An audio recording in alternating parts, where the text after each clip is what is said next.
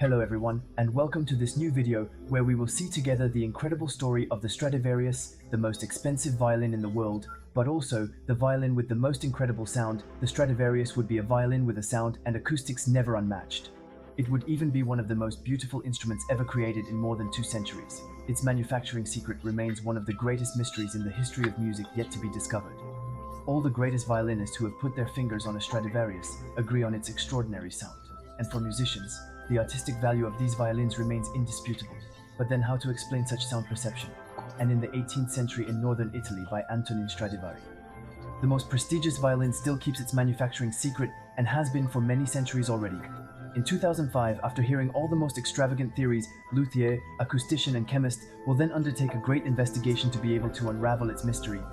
Their first theory will then look at the wood, because for some, the probe quality of the Stradivarius would necessarily come from the wood. So specialists will undertake a great expedition to go to the forest of Tarvisio, to the exact place where Mr. Stradivari was supplied with wood. They will take numerous samples from grocery stores and other trees in the area to determine which wood was used for these violins. But they will succeed in determining that the wood used for the manufacture of Stradivarius violins is exactly the same that used by the other notemakers had not. The choice of wood would therefore have had no impact on the sound or on its acoustics. Their second theory will then look at the varnish that Mr. Stradivarius used on these Stradivarius. This liquid mysterio would be the manufacture of Mr. Stradivari, and he was the only one to cover these violins with it. It would be a strange mixture of fish scale and turtle skin. They would be supposed to guarantee the most beautiful sounds. And at the time, you have to know that varnish was the most durable thing to produce. Each fruit tree therefore had its own varnish, even if it was more or less similar.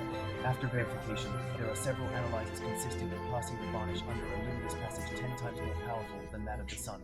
It is with great disappointment that specialists admit that it is actually simply a varnish composed of oil and resin, a mixture therefore very banal for the time, and which would therefore have had no impact on the sound or its acoustics. And most specialists are not going to give up. There they will continue their research to determine what makes these violins so exceptional. Their third theory will then look at the shape of the Stradivarius, because supposedly the shape of the Stradivarius would be inspired by the shape of the pediments of the Cathedral of Cremont. But then, can we really establish a link between the shape of the violin and its sound? For some specialists, this is the case, and he explains it thanks to a very simple example. When you strike on a round drum, the sound emitted is not the same as gold, and when you strike on an oval drum, it would therefore be logical to consider that the shape of a violin has an impact on its sound and acoustics, and it will take more than 10 years to solve this puzzle scientifically. The final answer will be given by the experts.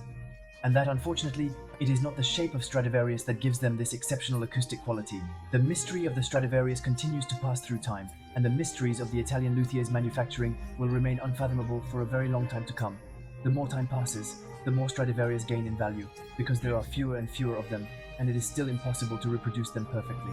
In 2011, a Stradivarius called Lady Blend reportedly managed to find a buyer at an auction in London for nearly 15 million, and in 2014, our various service would have been estimated at more than $45 million, but they still have not found a buyer for the moment. That's the end of this video. I hope you enjoyed it. Feel free to tell me in the comments, and if you have other topics like that, you want to note it in my next videos. In the meantime, if you are interested in this kind of topic, you can always go to this video, you can like, share and subscribe. It was Keep One Fire, peace out.